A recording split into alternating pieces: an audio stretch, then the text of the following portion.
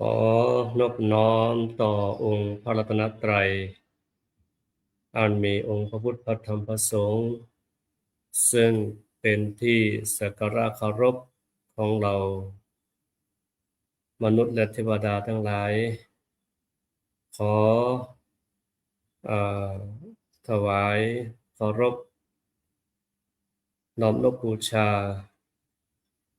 อย่างจิตวิญญาณของพระเดชพระคุณพระพรหมมงคลคือหลวงปู่ทองสิริมังคละอาติตะพระวิปัสสนาใหญ่หุนเหนือ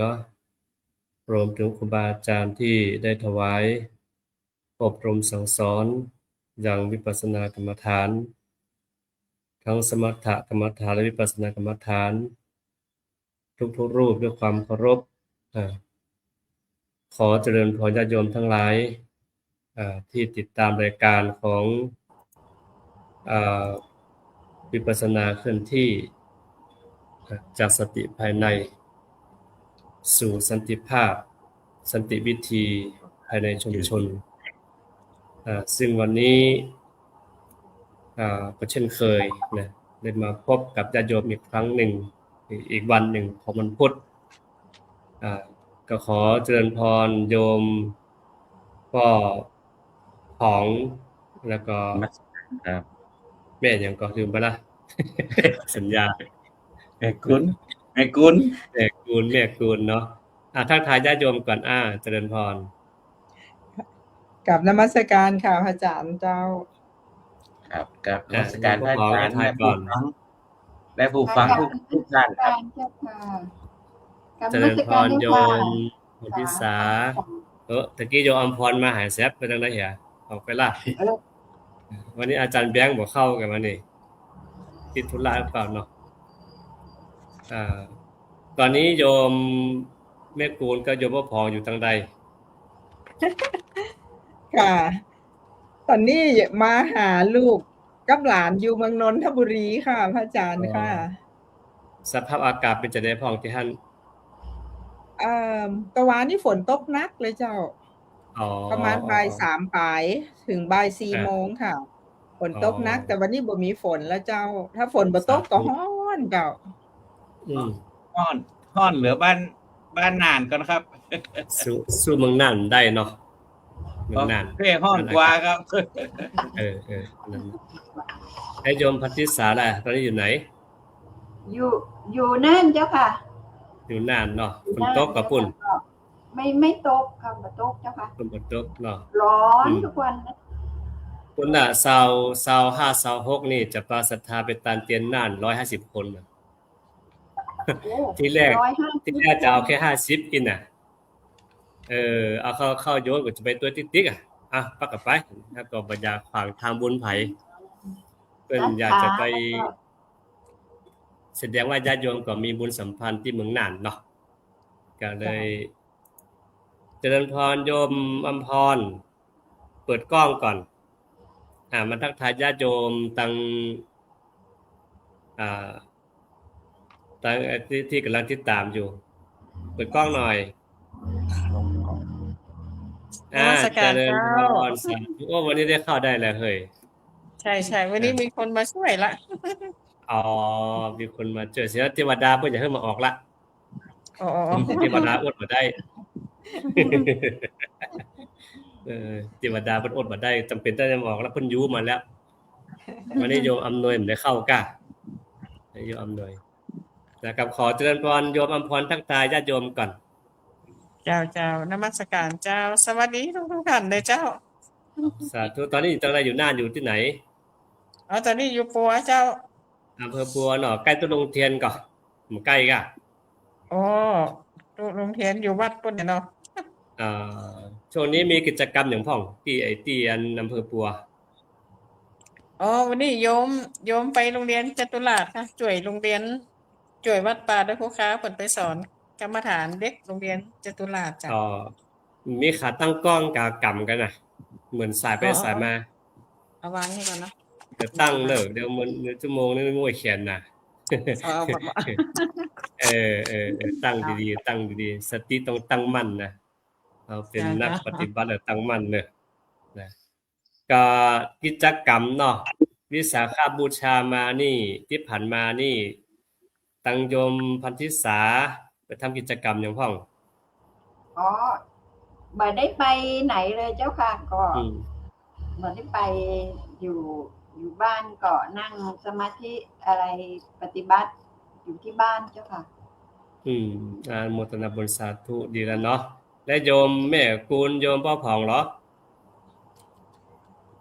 ไปตรงใดวันวิสาขบูชาปฏิบัติธรรมตรงไหนพอดี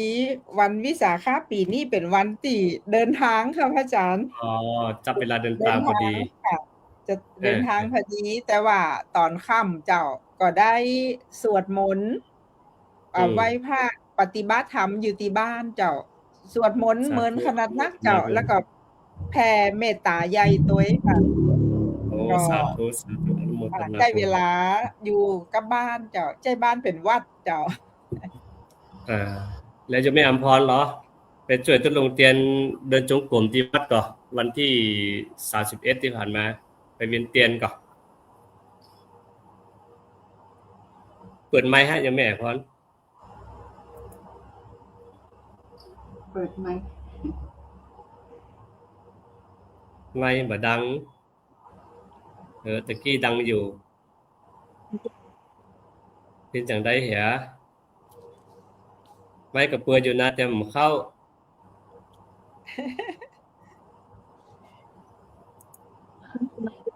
ไปโดนสิได้ก็จะได้ยินละอ๋อถ้าเอาวางให้มันขึ้นแบบบ่ดังไปเห็นไหมไก่กะตอนวันมาวิสาขบูชาน่ะพระเจ้าก็ไปถวายเพลที่วัดป่าดอยภูขาพอมาตอนบ่ายก็มาช่วยเตรียมดอกไม้ธูปเทียนที่วัดดูเทียนนะแล้วก็ตอนค่ำก็ไปเวียนเทียนไปเวียนเทียนที่วัดป่าภูคาพุ่นเนาะบอกวัดนาปานนาป่าวัดนาปานที่จริงนาป่านี่ตอนเป็นนอนเขาแล้วตุลุงเทียนปาไปก็ที่จริงแล้วก็อยู่วัดอยู่ภายในชุมชนนะถ้าสมมุติว่าสามารถปฏิบัติได้ทุกวันศีลเนี่ยหรือว่าทุกอาทิตย์เนี่ยมันก็จะเป็นทำให้ศรัทธาได้มาง่ายเนาะมาง่ายบางทีก็เขาเป็นแก่นนำก่อนในกรณีอย่างญาติโยมที่ทำปัจจุบันเนี่ยก็คือเป็นจุดประกายในการนำปาญาติโยมที่เปิ้นแบบกล้าทำเป็นสัมพันธ์บุญของเปิ้นแต่ตอนนี้ก็ที่อันนี้ผมจะอู้ถึงเมืองยองหน่อยนึงคือมีโยม 2-3 คนเป็นปัจจัยหมดนะเป็นปัจจัยเปิดให้กำลังใจว่าเอาโยมผมเป็นตัวอย่างเด้อโยมที่เมืองน่านเนี่ยนะน่านเขาก็บ่มีไผมีกับหมู่เฮานี่ก็มีกับบสิกาประสบการณ์กี่คนมีกล้าที่จะลุยกับเรื่องการปฏิบัติเนี่ยบ่กลัวเป็นบ่กลัวตายบ่กลัวความที่ชินทัศอย่างแต่ว่าเฮาตั้งมั่นถ้าเฮาบ่เริ่มนะบ่มีไผสักคนที่จะมาตามเฮาได้เหมือนเฮาปักไม้กลางน้ำตอนนี้เนาะเฮาถ้าเฮาบ่กั้นเฮาบ่ไม้ปักกลางน้ำเนี่ยเฮาก็บ่ฮู้ว่าจะมีเศษไม้กี่อันมาติดมาติดกับไม้เฮาเมื่อก่อนอาตมาคิดตลอดนะโยมแม่ทั้งหลายถ้าเฮาบ่กล้าเอาไม้ไปปักไว้ปุ๊บเนี่ยเฮาก็บ่ฮู้ว่าดีบ่ชั่วคนดีคนชั่วอยู่แล้วบ่ฮู้แต่ว่าพอปักปุ๊บเนี่ยมันก็จะมีคนหนึ่งมาติดไม้เฮาก็ยังดีใจละเฮาจำเป็นต้องหวังอย่างมากเพราะว่าอะไรที่มันดีมันก็จะไหลตามน้ำเหี่ยที่มันดีเฮาก็จะมันจะมาติดกับไม้เฮาคิดตลอดเนี่ยคิดตลอดก็เลยให้กำลังใจญาติโยมที่อยู่เมืองยองเนี่ยกำลังดำเนินการอยู่ว่าทำไปเตอะใครจะมามีคน2คนก็ทำไปเตอะวันศีลบ่ได้เพราะว่าต้องพูดในวันศีลนี่เปิ้นจะกำเปิ้นจะบรรยากาศงานเลยเฮาก็วันศีลนั่นน่ะนำปฏิบัติเลยมันต้องกลัวไอ้กะวัดก็สร้างไว้หั่นล่ะมีใครอยู่ก็ไปช่วยเตอะอย่างนั้นเฮาก็หน้าที่ของบริษัท4เนาะบริษัท4คือดูแลธนุบำรุงช่วยกันกำไว้เนี่ยหัวมันก้นเนี่ยถ้าบ่อีปุ๊บเนี่ยปล่อยเจ้าหน้าที่ทุกเจ้าได้ปุ๊บบางทีทุกเจ้าเฮาก็ภาระหน้าที่ก็นักลำไปทั้งวันเนี่ยโดยเฉพาะพระเจ้าพระสังฆาธิการนะแทบจะมีเวลาเลยเดียวการ1การประชุมการนั่นการนี่ทำบัญชีวัดแถมมันขึ้นแล้วก็เจ็บหัว นะดังนั้นก็หน้าที่ของเฮาบริษัทสีก็คือเฮาก็ต้องมาช่วยกันในการที่จะนำปาญาติโยมทั้งหลายผู้สนใจใฝ่ธรรมเนี่ยคือมาเดียวต่างด้วยกันใครจะมากก็แล้วแต่ว่าเฮาเปิดโอกาสให้เขาได้มาศึกษาเรียนรู้ตัวเก่าดีกว่าเรียนรู้อย่างอื่นก็ยังคาใจแต่เรียนรู้ใจตัวเก่าเนี่ยมันรู้สึกว่าปลอดโปร่งโล่งสบายดีทุกข์ก็ฮู้ตัวเฮาบ่ทุกข์ก็ฮู้ตัวเฮาทำแจ้งบ่แจ้งก็อยู่ในตัวเฮามืดก็อยู่ในตัวเฮานะบ่มืดก็อยู่ในตัวเฮานี่แหละเฮาต้องเป็นผู้ที่จุดเตียนคนเดียวดังนั้นก็อันนี้ก็เฮาก็ได้จะมาสนทนาทำกันต่อเนื่องจากว่า3-4 อาทิตย์ที่ผ่านมานั้นเฮาก็ได้อู้เรื่องกายเวทนาจิตธรรมในแนวสติปัฏฐานทั้ง4ซึ่งวันนี้เฮามาจะมาอู้เรื่องธรรมานุสติปัฏฐานกรรมฐาน อันนี้ก็คือหลักสำคัญเหมือนกันเป็นหัวข้อที่ต้องใส่ใจต้องใส่ใจในหลักการปฏิบัติเหมือนกันแล้วก็ต้องมีสติสัมปชัญญะในการกำหนดรู้กำหนดดูกำหนดตามอันนี้เฮาหน้าที่ของเฮาเพราะฉะนั้นในหมู่เฮาทั้งหลายในฐานะที่กำลังเตียวก้มแก้มเนาะอู้ตรงๆนะเฮาก็สิว่าฮู้บ่ใช่หยังนะต้องขอสมาภัยครูบาอาจารย์เนาะต้องขออนุญาตก่อนบางทีเฮาอู้ไปแล้วบ่ถูกอันนี้มันบ่ใจนี่นะครับก็ต้องขอน้อมรับว่าเฮาก็กำลังเตียวอยู่กำลังฝึกกำลังย่างตามแนวทางที่ครูบาอาจารย์ตามแนวทางของพระสมณเจ้าของเขาได้ตรัสไว้แล้วก็ครูบาอาจารย์ศึกษามาเฮาก็เตียวตามที่แบบแผนที่ครูบาอาจารย์ได้วางไว้เนาะดังนั้นก็วันนี้เฮาจะมาอู้กันเรื่องธรรมานุสติปัฏฐานในแนวสติปัฏฐานทั้ง4ดังนั้นก็ทุกครั้งเราจะไปโยมที่แม่กูลแต่วันนี้ขอยกยอดเริ่มบนและเริ่มต้นที่โยมพันธิสาเลยว่าเข้าใจธรรมานุสติปัฏฐานอย่างไรขออธิบายกะผิดพลาดประการใดกะขออภัยด้วยเนาะกำลังเหมือนที่พระอาจารย์ว่าความรู้ยังมีน้อยอยู่กะในส่วนของธรรมานุปัสสนาสติปัฏฐานนี่ก็เป็นฐานเข้าใจว่าเป็นฐานที่4เนาะกายเวทนาจิตธรรมคือฐานที่4ในการที่เราระลึกรู้สภาวะธรรมหรือก็พิจารณาในส่วนของธรรมะที่เราประสบที่เราในการนั่งปฏิบัตินะคะเนาะในการปฏิบัติธรรมอย่างเช่นเราพิจารณาในส่วนของเราที่ว่าง่วงเหงานอนนี่มันก็จะอยู่ในนิวรณ์ธรรมคือธรรมะตัวนี้เพราะเท่าที่ศึกษาดูก็ในส่วนของธรรมานุปัสสนาเนี่ยมันจะมีอยู่ธรรมะที่เกี่ยวข้องนะมีอยู่5ธรรมะก็อย่างเช่นนิวรณ์5อะไรเนี่ยนะคะเนาะขันธ์5อายตนะ12แล้วก็พุทโธ7อริยสัจ4แต่ถ้าอย่างโยมก็อย่างที่ว่าฟุ้งซ่านคิดง่วงเหงาหานอนมันก็อยู่ๆเราก็จะโยงเป็นในส่วนของสภาวะธรรมในส่วนของนิวรณ์ที่เป็นส่วนหนึ่งของที่เราพิจารณาธรรมนะคะก็พิจารณาเราก็อาจจะว่าฟุ้งหนอในการที่เราอยู่ในสภาวะที่เราปฏิบัติธรรมเนาะแล้วก็พิจารณาว่าฟุ้งหนอไปจนมันดับที่มันเกิดขึ้นกับเราก็เห็นเกิดแล้วก็เห็นการดับไปก็เอาจุดนี้มาเป็นพิจารณาแต่ละตอนแต่ละที่เราธรรมะที่เราเจอหรืออย่างอายตนะอย่างอาจจะได้ยินเสียงเราก็น้อมเอาธรรมของธรรมะของอายตนะ12เนี่ยมาว่าเสียงที่เรายินก็อาจพิจารณาว่ายินหนออะไรเงี้ยก็พิจารณาค่ะประมาณนี้เจ้าค่ะก็ยังไงก็ ช่วยเติมด้วยเจ้าค่ะ เจริญพรก็ถือว่าผ่านประสบการณ์จากการปฏิบัติเนาะเพราะว่าบางเทื่อเราฟังอย่างเดียวนี่ก็มันก็จะมันได้ฟังมันก็เกิดศรัทธาส่วนหนึ่งเนาะเกิดศรัทธาที่จะได้นำจักจูงจิตใจของเขามาสู่การปฏิบัติโดยเฉพาะธรรมานุปัสสนาธรรมานุสติปัฏฐาน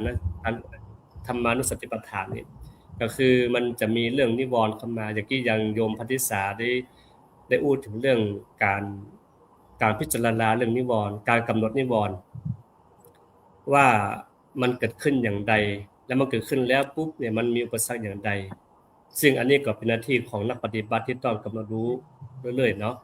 อันนี้ก็คือเป็นการกำหนดเบื้องต้นนะครับเนาะต่อไปโยมแม่อำพรโยมแม่อำพรกำลังมาวันแรกเนาะก็โยมแม่อำพรเข้าใจเรื่องธรรมานุสติปัฏฐานอย่างได้พ้องตามความเข้าใจของโยมแม่นะคือปฏิบัติมาอย่างใดแล้วกำหนดรู้อย่างใดมีวิธีอย่างใดที่จะทำเมื่อเฮาฮู้ต่อตันมันได้เจริญพรนมัสการต่อก่อนเนาะบ่มีเสียงแล้วกันนมัสการเจ้าพอดีโยมก็พยายามว่าเวลาเขาปฏิบัติ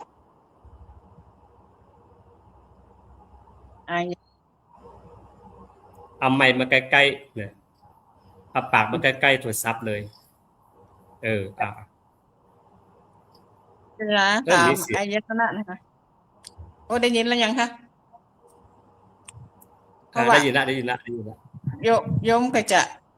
เวลาปฏิบัติไปเนาะเวลามีอะไรอย่างมากระทบติตาก็จะบอกว่าเห็นหนอไอ้นะคะแต่ถ้าหากว่ามาที่หูเขาก็จะรับรู้ว่าเสียงหนอยินหนอเสียงหนอเนี่ยค่ะแต่ถ้ามากระทบตีรู้รสอะไรอย่างนั้นค่ะก็รสหนอค่ะเวลาเกิดว่ามาสัมผัสที่กายร้อนเย็นอะไรอย่างเงี้ยค่ะก็เอาตามนั่นนะคะอย่างเวลาอากาศร้อนก็ร้อนหนออีกนะคะเวลาเขาปฏิบัติไปเกิดความกังวลคิดถึงอย่างไปก็คิดหนอค่ะรับรู้ตามสิ่งที่มากระทบนี่จ้ะตามนี้แหละเจริญพรคือนมัสการเจ้าคือโยมแม่อำพรได้อธิบายเรื่องการกำหนดหูเตาตันอารมณ์ธรรมนะแม่เนาะอารมณ์ธรรมที่มากระทบมาสัมผัสอายตนะถึงนอกถึงในเนาะอายตนะภายนอกภายในมีอยู่12ภายนอก6ภายใน6ในเมื่อมันถูกต้องสัมผัสแล้วปุ๊บเนี่ยจิตเป็นตัวรับรู้ซึ่งเราได้อู้เรื่องจิตไปพุทธิแล้วก็คือจิตตานุปัสสนากรรมฐานนั่นคือเราโยมแม่อำพรก็คือมาคือใจสติมากำหนดรู้เต่าตันในคณะปัจจุบันธรรมหมายความว่าสิ่งใดเกิดขึ้นเราก็กำหนดสิ่งนั้นไปเนาะถ้าเราหน้าที่นักปฏิบัติเนี่ยถ้าเราปล่อยปละละเลยเรื่องการกำหนดเนี่ยมันก็จะถูกกิเลสเข้าแทรก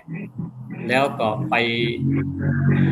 ไปฝังอยู่ในใจของเขากว่าจะกำหนดรู้ต่อตันถ้าสติห่อมเพียงพอเนี่ยมันก็จะคลายได้ยากดังนั้นหน้าที่ของเราหลักก็คือเรื่องการกำหนดรู้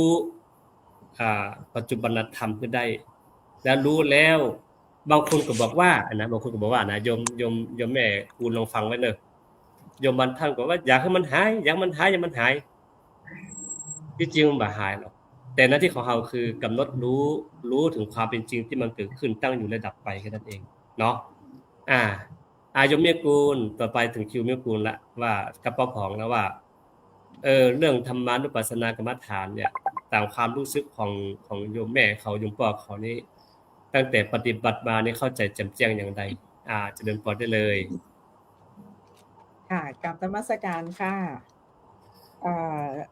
โยมแม่ก็ปอจะหลังจากปฏิบัติมาหลายปีก็ปอจะเข้าใจในเรื่องของธรรมานุปัสสนาขึ้นมาน้อยหนึ่งเจ้า ตอนแรกๆที่ปฏิบัติเนี่ยจะบอกเข้าใจเลย แล้วก็พอฐานธรรมเนี่ยสภาวะธรรมเกิดขึ้นกับตัวเก่าเนี่ยก็เป็นตุกกับมันเจ้าอาจารย์โยมแม่ที่เจอมาตลอด 5-6 ปีที่ปฏิบัติแล้วก็เจอเรื่องนี้มาตลอดแล้วแก้ปัญหาบ่ตกที่ผ่านมานะเจ้าคือเรื่องของถินมิทะนะเจ้าก็คือของนิวรณ์5นะเจ้านิวรธรรม5ในเรื่องของการง่วงเหงาหาวนอนการมันบ่กระตือรือร้นแล้วก็ตรงเนี้ยเจ้าจะเจอมาตลอดแล้วก็พยายามจะให้มันหายที่พระอาจารย์บอกตะเกียเจ้าอันตรงเนี้ยบ่เข้าใจพอมันเกิดขึ้นปุ๊บมันจะได้บ่หายมันเป็นอันยังก็คิดอยู่อย่างนั้นน่ะเจ้ากลายเป็นวิตกมันไปเหียแต่พอตอนหลังๆมาเจ้าได้ศึกษานักขึ้นพระอาจารย์ก็สอนว่าให้กำหนดรู้บ่ใจกำหนดไปเป็นว่าเป็นเฮาที่หาวให้เป็นเฮาที่ง่วงนะเจ้าก็เลยเปลี่ยนนะเจ้าเปลี่ยนจากการที่ตัวเก่าที่ว่าตัวเก่าน่ะง่วงนอนก็กลายมาเปลี่ยนมาเป็นการกำหนดรู้ว่าตอนนี้ความง่วงมันกำลังเกิดขึ้นก็นั่งดูเจ้านั่งพิจารณานั่งดูว่าก็พอนั่งดูเสร็จทีนี้ก็มาเห็นเจ้าเห็นว่าความง่วงมันเกิดปุ๊บพอเฮาหาวปุ๊บแล้วมันก็ความง่วงก็หายไปมันก็ดับไป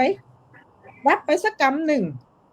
เอาเดี๋ยวมาแหมแล้วนะเจ้ามันก็เกิดขึ้นมาแหมมันก็จะเห็นการง่วงเนี่ยความหาวเนี่ยเกิดดับก็นั่งพอมันไปนั่งพรไปแล้วสุดท้ายมันก็สว่างไปเลยมันก็หายไปเลยนะเจ้าพอเอาตรงเนี้ยไปส่งอารมณ์กับพระอาจารย์บอกว่าแล้วเห็นอะไรจากความง่วงก็เลยตอบว่าเห็นมันเกิดแล้วมันดับมันเกิดคนเดียวมันเกิดของมันเองมันเกิดแล้วก็ดับแล้วสุดท้ายมันก็หายไปพอเขามีสติกำหนดรู้นักขึ้นนะเจ้าก็จะเห็นก็เห็นสภาวะธรรมตรงนี้เกิดขึ้นก็คือเห็นพระไตรลักษณ์แต่ไม่ครบองค์เจ้าเห็นแค่เกิดกระดับนะเจ้าเห็นแบบอย่างนี้ค่ะพระอาจารย์เพิ่นก็เลยบอกว่าก็แสดงว่าโยมกำหนดถูกแล้วนะคะพระเพิ่นบอกว่าโยมจากที่เป็นตุกมาได้มันจะหายนะเจ้าก็กลายเป็นนั่งดูค่ะเป็นกำหนดแล้วก็สติตามรู้ตามดูตามกำหนดนะคะก็คือค่ะก็คือจะเห็นสภาวะต่างๆที่เกิดขึ้นแต่ของโยมแม่ส่วนมากนั่งแล้วก็จะเจอเรื่องเนี้ยค่ะเจอเรื่องถินมิทะอันเนี้ยหนักมากแต่ตอนหลังๆเนี่ยพอมันเกิดแล้วเขาก็บ่ได้สนใจที่จะไปเป็นตุกกับมันละค่ะก็นั่งดูก็จะเห็นสักแป๊บเดียวแล้วมันก็หายไปเจ้าค่ะเจริญพรสาธุอันนี้คือตามความที่โยมแม่กุลได้อธิบายมาคือเนี่ยคือถ้าเฮามัวแต่ว่าอ่านอย่างเดียวนะเฮาก็บ่เข้าใจแจ่มแจ้งจังอี้มันก็เพิ่นว่าทินมิทะคืออันหยังอีเนี่ยมันหยังได้หานะเพิ่นว่านิวรณ์คือกั้นในสิ่งที่เฮาจะต่อสู้มันนี่นะบางเทื่อเฮาเดินจงกรมนั้นนิวรณ์มาปุ๊บนี่หัวซุกเลยมันก็อันนี้สติเฮาอ่อนปุ๊บนี่บางทีเฮาจะทำเฮาไม่ขี้เกียจหยังพวกเนี่ยมันจะกั้นล่ะนี่แหละคือนิวรณ์คือกั้นคุณงามความดีกั้นความเพียรของเฮาหมดมันว่ามารพยายามมารมาขวางเฮาบ่คือเดินก้าวต่อไปหยังต่อไปมันซึมอยู่หั่นน่ะมันซึมอยู่หั่นน่ะแต่ว่าถ้าสติสัมปชัญญะของเฮาเข้มแข็งพอดีพอไวตันนะมันก็เป็นเรื่องปกติธรรมดาที่มาปรากฏแล้วก็มันก็สักพักนึงก็จะหายไปอันนี้คือตามที่ความเข้าใจที่แม่คุณได้เล่ามาเนาะโยมป๊อบของล่ะพี่จะได้พ่องธรรมานุปัสสนากรรมฐานนี่ครับนมัสการครับพระอาจารย์เจริญพรรู้สึกว่าฐานอันหน้าเต็มๆเนี่ยกรรมเดี๋ยวนี้หันข้างหน้าเลยนะเต็มหน้าเลยใครหันครบเดียวหันครบกันเลยผู้ปรมีแล้วเนาะ ในฐานธรรมนี่ผมว่ามันเป็นฐานที่ว่าที่เกิดขึ้นในใจของนักปฏิบัตินี่เยอะมากครับ เยอะแยะหลายอย่างบอกว่านิวรณ์ขันธ์ห้าอายตนะต่างๆ ที่มันเกิดขึ้นในจิตของเขาในขณะที่เขากำลังปฏิบัตินั่นนะครับซึ่งเป็นเครื่องที่ว่ามันจะเข้ามาอยู่ตลอดเวลาแล้วก็มีการเปลี่ยนตลอดอย่างของผมนี่มันจะติปะนี่ก็จะเป็นความฟุ้งซ่านความฟุ้งครับฟุ้งจะมีเยอะในจิตเพราะว่ากลางวันในช่วงประสบการณ์ชีวิตผมว่าอาจจะมีส่วนที่ว่าเขามันสะสมมานัก สะสมมานักยังเขามันมาข้างเรื่องเก่าเรื่องแก่เรื่องมาเดิมมันกลับมาเข้ามาในจิตเขาคิดเขาพุ่งไปนะครับยังเขาเวลาปฏิบัตินี่ก็ยังให้กลัวมันจะหูตันมันนี่ข้างกับเสียเวลาเหมือนน้อยในแต่ละบัลลังก์นั่นนะครับก็ต้องตั้งสติคือว่ามันพิจารณาว่ามันบ่ใจนะครับสุดท้ายเฮาก็กลัวมันจะสงบลงได้แล้วก็ฮู้ตันมันแล้วก็เฮาถึงจะปล่อยวางมันได้นี่ก็ค่อนข้างจะใช้เวลากว่าจะตั้งได้ก็ประมาณเป็นครึ่งชั่วโมงอย่างไปขึ้นไปถึงจะจิตก็จะเริ่มซอบลงยังเฮาสงบได้แต่ว่าบางเที่ยขณะที่ว่าเฮานั่งไปแล้วเฮามันหายไปแล้วก็มันก็มีเรื่องอื่นเข้ามาแหมเฮาก็ต้องตัวฮู้ตัวกำหนดแล้วถึงจะปล่อยวางในสิ่งที่เฮาเกิดขึ้นในจิตของเฮานั่นนะครับเฮาจะต้องใจในการพิจารณาเยอะมาก อาจารย์ผมก็เลยว่าอยากให้เรื่องนั้นทำพิจารณาฐานธรรมนี่ผมว่ามันค่อนข้างจะมีเยอะแล้วก็ทุกคน จะต้องใจพลังเยอะใจพลังด้านสติที่เขามีเพียงพอหรือไม่ในการที่ว่าจะกว่าจะปล่อยวางมันได้นะครับอาจารย์ครับเจริญพรสาธุอนุโมทนาบุญกับโยมป่อของโยมแม่คูณแล้วก็โยมพันธิสาโยมแม่อำพรเนาะซึ่งญาติโยมที่ฟังอยู่ก็สามารถที่จะส่งข้อความเข้ามาสอบถามแนวทางการปฏิบัติได้เพราะว่าทำบางอย่างนั้นอาจจะบ่ถูกจริตกับเราฟังอย่างนั้นจะฟังแล้วอาจจะถูกใจเลยก็ได้เราลองย้อนไปสมัยพุทธกาลเนี่ยแค่ฟังธรรมปุ๊บเนี่ยเข้าใจธรรมะนี่ทำให้ประชาชนสมัยนั้นเนี่ยเข้าใจถึงธรรมแล้วก็บรรลุธรรมเลยนะเข้าใจอย่างแจ่มแจ้งเลยแค่ฟังจากพระพุทธองค์บ่ได้ไม่จำเป็นต้องว่าต้องนั้นต้องมาอันนี้แหละคือการฟังมันเนี่ยคือมันเป็นสื่อที่จักจุ๋ง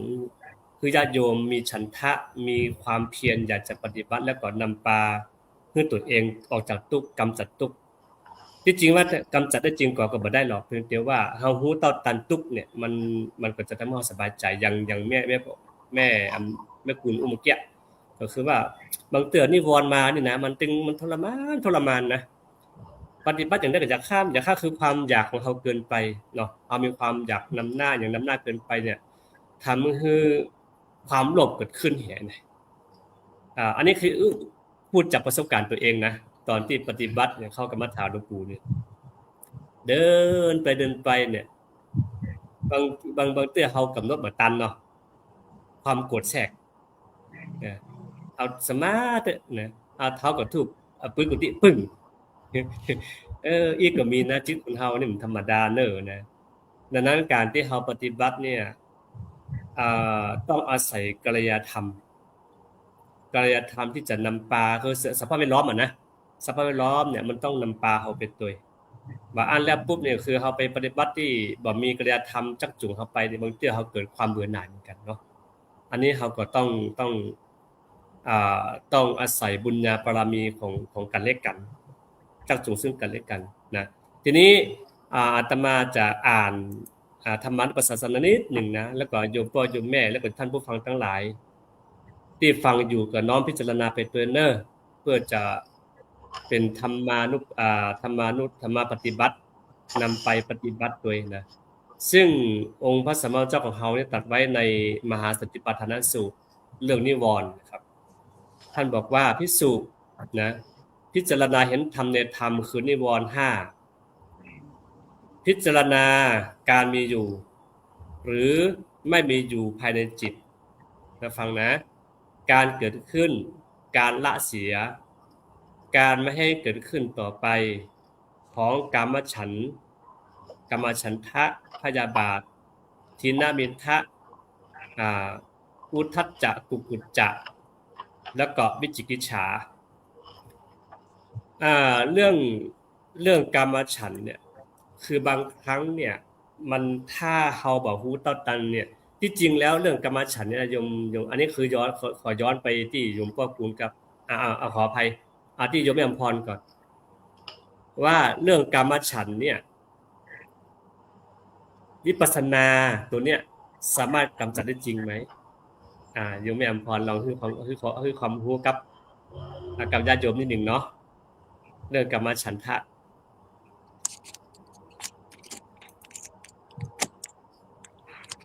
นมัสการเจ้าโยมว่าน่าจะกำจัดได้อยู่เจ้าเพราะว่าเวลาเขาหู้ตันนะคะมันก็เกิดขึ้นแล้วมันอาจจะดับไปได้ค่ะกระทบแล้วดับไปเลยนะเจ้าสาธุเนาะแล้วโยมพันธิสาเหรอว่าวิปัสสนากรรมฐานได้สามารถที่จะลดละเลิกกามฉันทะได้ไหมคือความใคร่ความอยากทางกามารมณ์ก็ดีทั้งที่มันมาหลอดใจเฮาก็ดีเนี่ยสามารถกำจัดได้จริงหรือไม่ค่ะก็สามารถกำจัดได้จริงอะค่ะพระอาจารย์อย่างเราอย่างความไม่พอใจเนาะกามฉันทะอาจจะความไม่พอใจไม่พอใจไม่เพื่อนปฏิบัติธรรมไม่เห็นมันเหมือนว่าส้มตายเนาะบอกพอใจเพื่อนเราก็เอาในเมื่อเราเป็นนักปฏิบัติธรรมตรงนี้เราต้องอยู่ในความเป็นจิตใจใช่ไหมเป็นเรื่องจิตใจเราต้องทำสู้กับจิตใจให้เข้มแข็งก็คือเนี่ยลดความพอใจเรามันไม่พอใจสักก็อาจจะไม่พอใจเขาก็อาจจะเกิดขึ้นสักพักเราก็พิจารณาไปมันไม่ใช่อะไรก็มันก็หายไปได้สุดท้ายก็กลับมามันก็หายไปก็มามองในความเป็นจริงว่าเราจะไปพอใจเขาทำไมบางทีคนอื่นเขาไม่พอใจเราเหมือนกันใช่ไหมว่าจะก็ประมาณพิจารณาก็สามารถที่ว่าแก้ได้เจ้าค่ะสาธุขอเสริมนิดหนึ่งขอเสริมโยมไม่อำนวยกับโยมพันธิสานิดหนึ่งนะเรื่องกามฉันทะเนี่ย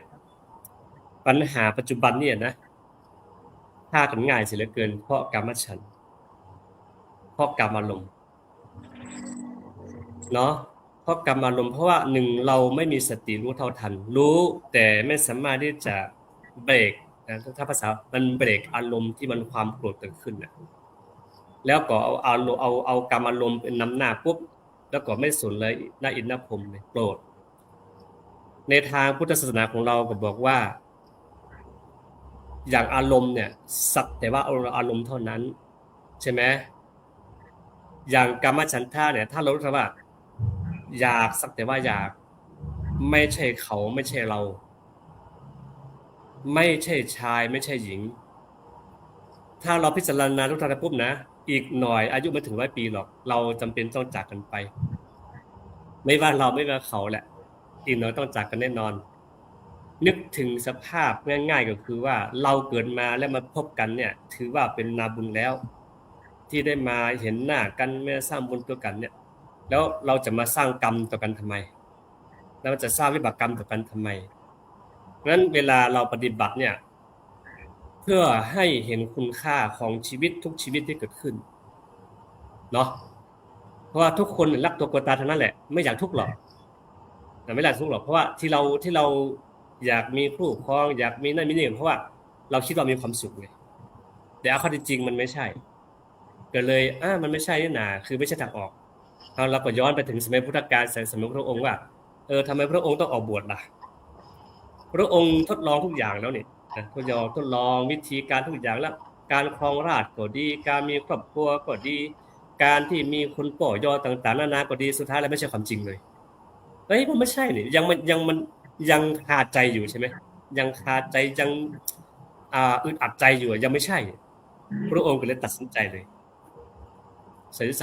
สละทิ้งแล้วว่าความจริงชีวิตคืออะไรเกิดมามีเพียงแค่นี้หรือตั้งโจทย์ถามต่อเนาะทีนี้ขอโยนไปถามต่อที่โยมพ่อครูไม่พร้อมกับพ่อครูว่าตัวธรรมานุปัสสนาแล้วก็ตัวการพิจารณาหรือกำหนดรู้เรื่องกรรมฉันทะเนี่ยในฐานะที่โยมพ่อโยมแม่ทั้งสองยังครองคู่กันอยู่เนี่ยมันสามารถกำจัดได้จริงไหมเรื่องปฏิบัติธรรมหรืออย่างน้อยคลายลงได้เห็นความจริงมากขึ้นได้จริงไหมลองอธิบายให้ญาติโยมฟังหน่อยแต่มันไม่ได้จีจุดใจดำนะไม่ได้จีจุดนะได้อยากรู้มันการสมัครการพระอาจารย์ครับเรื่องการมาฉันท่านี่ผมว่าในส่วนของผู้ใจนี่มันที่ผ่านมานี่รู้สึกว่ามันจะมีความต้องการด้านนี้เยอะมากแต่ว่าเมื่อเขาได้มาปฏิบัติวิปัสสนาแท้นะครับในส่วนของผมเองนี่มันก็ตามวัยตามอายุอย่างคือความต้องการด้านนี้มันก็ลดลงไปได้นะครับแล้วก็คิดว่ามันก็ยากให้จำกัดในเรื่องของเรื่องด้านกรรมฉันทะนี่ผมว่าคิดว่ากำจัดได้จริงแต่ว่าคงจะลดลงไปเรื่อยๆขนาดเดียวเขามาปฏิบัติเขาก็ยังตัวเขาเองก็มีมันก็ลดลงไปเรื่อยๆครับอาจารย์เป็นอาจารย์แต่ว่าคิดว่าเรื่องปฏิบัตินี่ผมว่ามันน่าจะกำจัดได้จริงเพราะว่าเขาจดจ่อแล้วเขาปฏิบัติมีการปฏิบัติตลอดเวลาถ้าเขายังเป็นฆราวาสอยู่นี่เขาก็ยังปฏิบัติเป็นครั้งคราวมาบ่ได้ต่อเนื่องตลอดทั้งวันทั้งคืนเหมือนนั้นพระผู้ทรงศีลทั้งหลายนะครับเนาะแต่ว่าถ้าเขาได้ปฏิบัติถึงขั้นนั้นแล้วมาคิดว่าจะได้จริงครับขณะตัวเขาเองมันก็ยังลดลงไปเรื่อยๆครับอาจารย์ครับสาธุเจริญพรก็ไม่กุลเหรอค่ะพระอาจารย์ในเรื่องของกามฉันทะนี่นะเจ้ามันเป็นธรรมะข้อที่คิดว่ากำจัดได้ยากพอสมควรนะคะพอสมควรยิ่งคนที่อยู่เป็นชีวิตคู่อยู่ด้วยกันนะเจ้าถ้าบ่ได้ศีลบ่เสมอนะเจ้าก็จะเป็นปัญหาเยอะมากแต่พออย่างคู่ของพ่อกับแม่เนี่ยได้ไปปฏิบัติธรรมร่วมกันเฮาก็เข้าใจนะเจ้ายังโยมแม่เนี่ยชอบถือศีล8นะเจ้าวันพระวันอย่างถ้าปฏิบัติธรรมเนี่ยจะรักษาศีล8พอรักษาศีล8ปุ๊บเนี่ยในการรักษาศีล8มันก็ช่วยให้ในเรื่องของการที่จะลดในเรื่องของความไข่ความอยากมีอยากเป็นอยากฮักความผูกพันอะไรอย่างเงี้ยมันลดลงได้เยอะมากนะจ๊ะแต่ก่อนเนี่ยตอนที่บอกมาปฏิบัติธรรมกะอู้กันในพวกในหมู่เพื่อนฝูงนะเจ้าว่าเขาบอกว่าเขาแยกห้องนอนกันนะเจ้าต่างคนต่างอยู่ต่างคนต่างนอนแล้วโยมแม่ก็ว่าไปแยกกันยังไปแยกบ่ได้ไปแยกยังจะได้บ่นอนด้วยกันหั่นเวลาเป็นอย่างมากก็จะได้ดูแลกันนะเจ้าอย่างน้อยๆก็กำมือกันไว้ก็ยังดีนะเจ้าแต่พอมาได้มาปฏิบัติธรรมแล้วมาฮู้มาเข้าใจสัจธรรมของชีวิตกูนักขึ้นเจ้าตั้งแต่หั่นมาโยมแม่ก็แยกห้องนอนก็แยกห้องนอนแล้วยิ่งตอนที่ตอนไปบวชชีนั่นยิ่งเข่งเลยนะคะซึ่งตรงเนี้ยค่ะก็ในเรื่องของศีลนะจ๊ะมันจะช่วยให้ในเรื่องของการปฏิบัติธรรมเนี่ยจะเข้าใจนักขึ้นนะคะแล้วก็ ก็ฮู้อยู่แล้วนะเจ้าว่าทุกข์เนี่ยก็เกิดจากเหตุของทุกข์ก็คือเกิดจากตัณหาก็จะรวมไปหมดอะค่ะในเรื่องของกิเลสราคะอันอย่างต่างๆความอยากได้อยากมีอยากเป็นทยานอยากสปะมันก็จะรวมอยู่ในหันพอเฮาฮู้เรื่องของทุกข์มันเกิดจากสิ่งเหล่านี้นะคะเพราะการปฏิบัติธรรม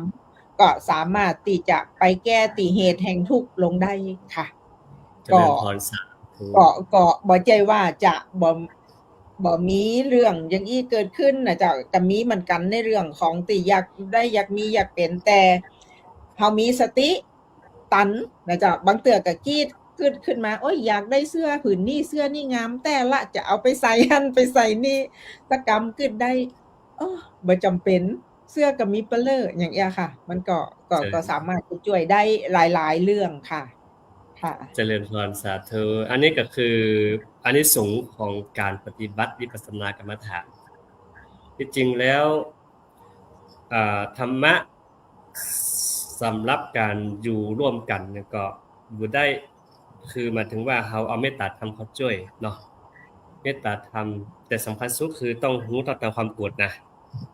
ความโกรธมาเมื่อใดปุ๊บเนี่ยต้องสต็อปมันให้ได้ต้องหยุดมันได้นะมันจะไม่แต่ว่าต้องเบาบางลงนะแล้วก็เขาก็จะรู้เรื่องแล้วก็จะเข้าใจความจริงมากขึ้นความอาฆาตพยาบาทความเกลียดความชังเนี่ยมันก็จะลดน้อยถอยลงไปความผูกใจเจ็บต่างๆนานาก็จะลดลงเพราะว่าตัววิปัสสนานี่เหมือนถ้าพูดเรื่องกรรมฉันท์เนี่ยพูดตรงเปรียบเสมือนยางไม้นะใช่ไหมยางไม้เนี่ยมันเหนียว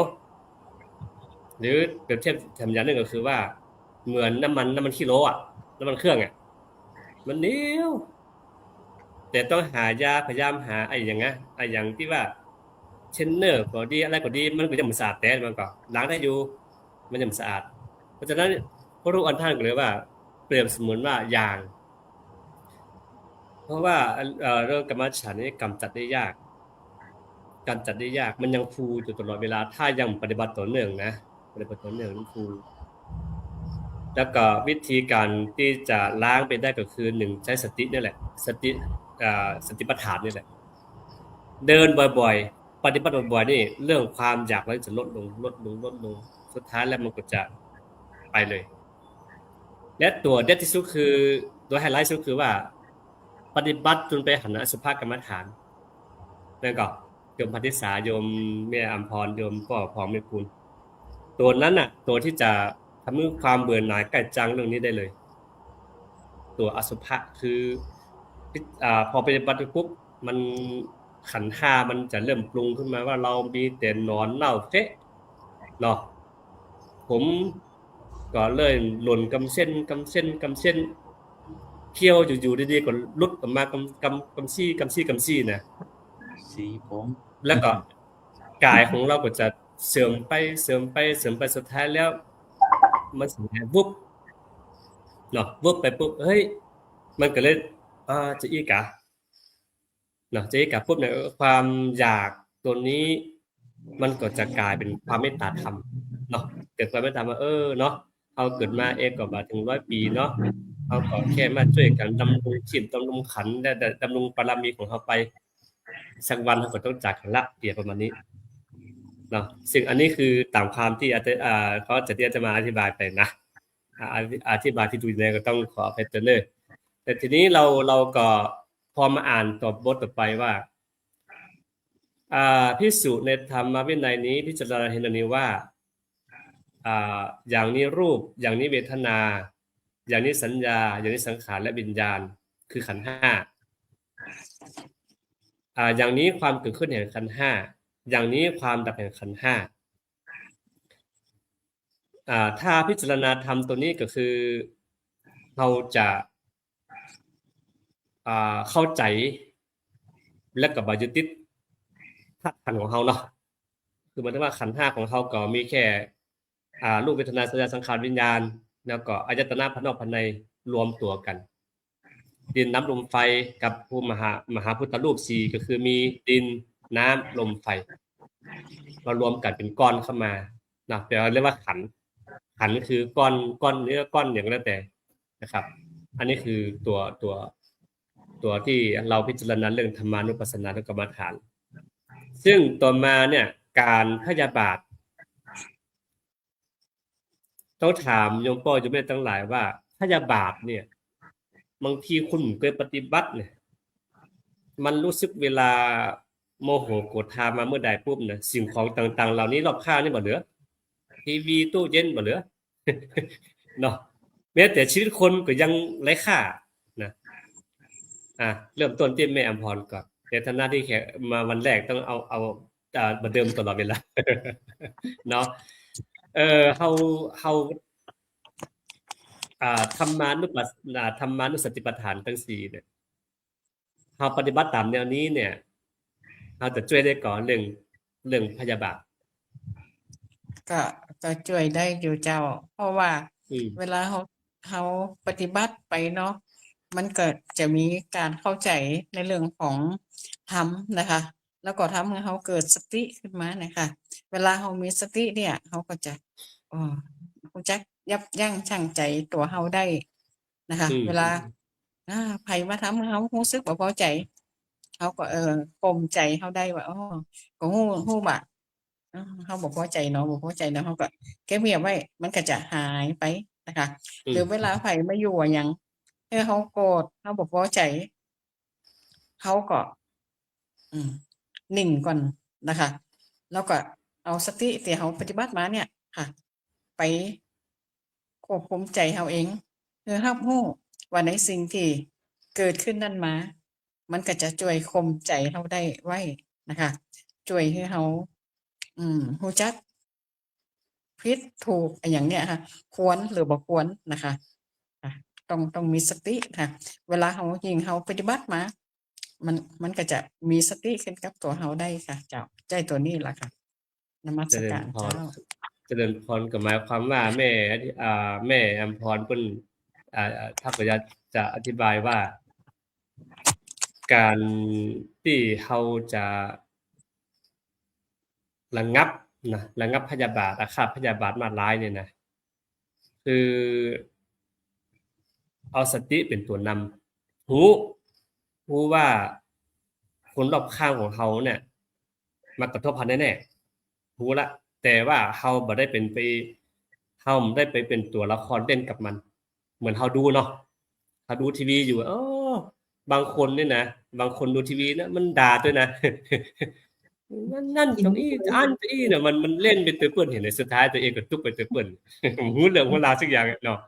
ก็เหมือนที่โยมแม่อำพรอธิบายนั่นแหละเพราะบางเทื่อเขาก็บ่ฮู้ว่าอารมณ์ของเขาเนี่ยต่ำขนาดไหนเนาะคือถ้าอารมณ์ปุถุชนธรรมดาเนี่ยมันจะขุ่นมัวมากจะขุ่นมัวจะแปรปรวนจะบ่ตั้งมั่นเนาะเอกคตาจิตเอกคตาอารมณ์มันจะบ่อยู่บ่คงที่เดี๋ยวนี้แปรปรวนเดี๋ยวนี้ไปคนนั้นตั้งใจก็คนนั้นคนนี้ตลอดเวลาเนาะมันก็เลยนั่นแต่ว่าเฮาในฐานะที่ผ่านการปฏิบัติปุ๊บเนี่ยอารมณ์ของเฮากับอารมณ์ของเขาจะต่างกันเลยนะมันต่างเฮาจะยกระดับขึ้นมาเนาะเอาระดับขึ้นมาเฮาก็ทำให้อารมณ์เฮาเย็นลงเนาะเฮาอู้กันบ่ได้ตะอินน่ะจะหมดเวลาแล้วน่ะเหลือแค่10นาทีเท่านั้นน่ะ สนทนาธรรมแบบ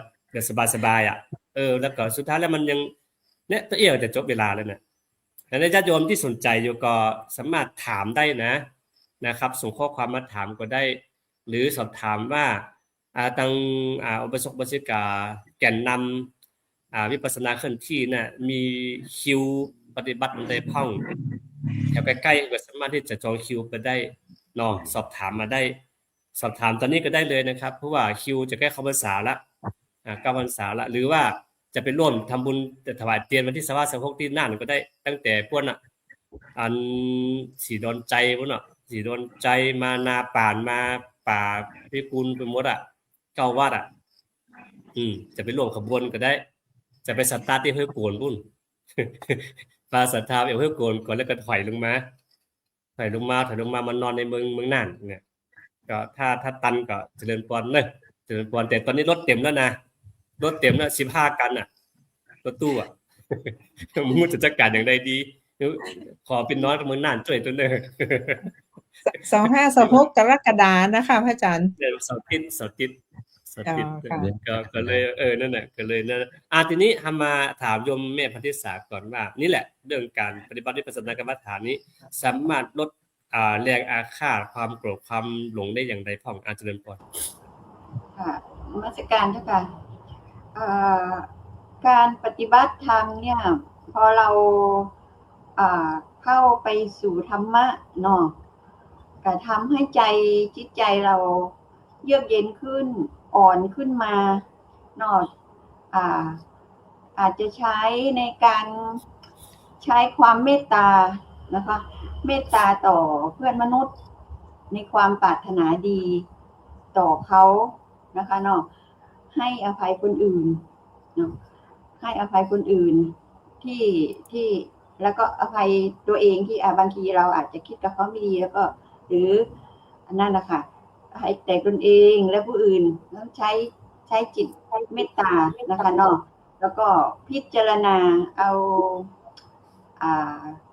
จดจ่ออยู่กับอารมณ์ที่ไม่ดีว่างั้นเถอะเนาะที่จะทำให้เราหงุดหงิดโกรธซึ่งมันจะเป็นสิ่งที่กั้นในการที่เราจะปฏิบัติธรรมให้ดียิ่งขึ้นไปนะคะเนาะเพื่อไม่ให้จิตใจเราโล่งสงบนะคะเนาะมีสมาธินะคะเนาะพิจารณาในสิ่งที่เราจะเดินไปสู่ธรรมะที่เราตั้งใจไว้นะเจ้าค่ะเจริญพรก็ต้องใช้สตินะคะเนาะต้องใช้สติก็ผลจากการที่ปฏิบัติธรรมเนี่ยก็สามารถใช้สติแล้วก็สัมปชัญญะคู่กันแล้วก็ควบคุม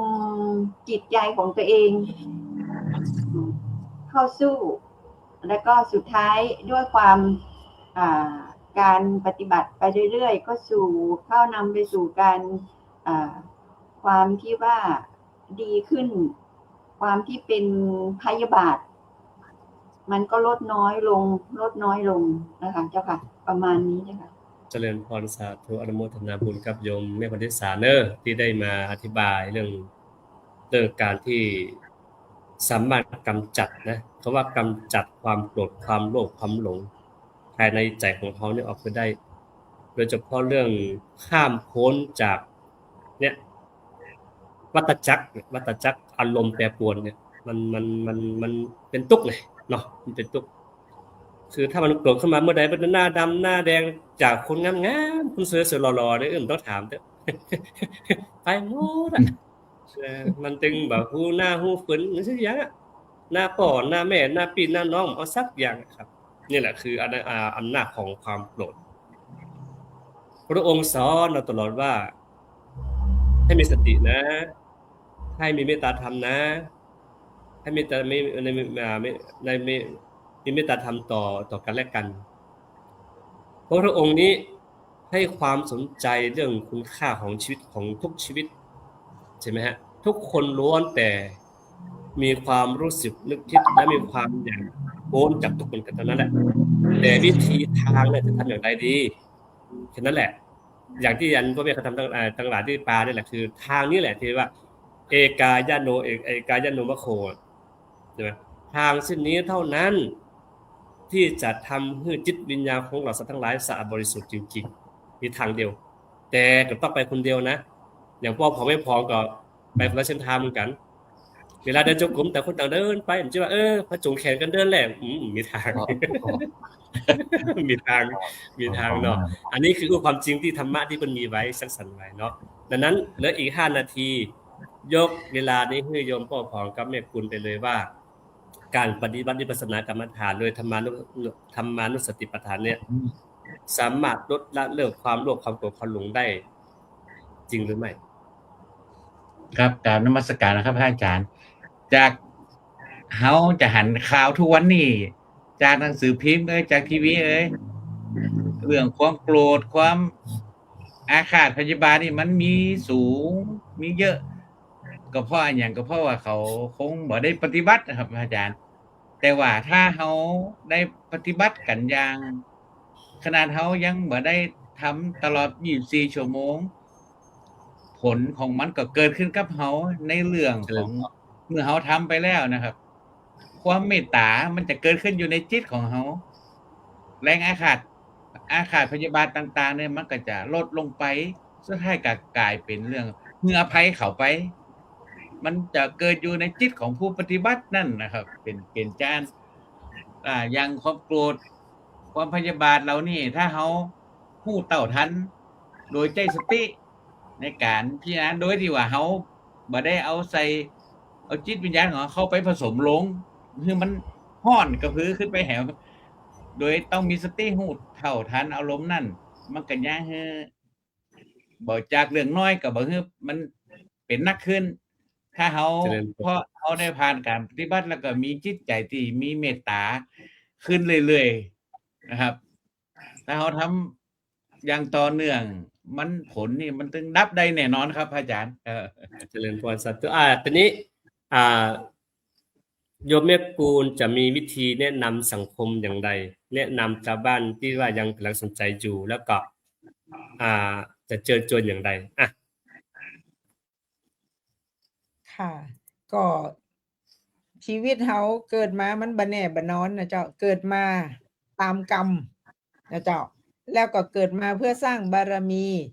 ถ้ายังปล่อยชีวิตล่องลอยไปตามกระแสของกิเลสไปตามความต้องการของใจอยู่ความทุกข์ก็จะเข้ามาเรื่อยๆนะเจ้า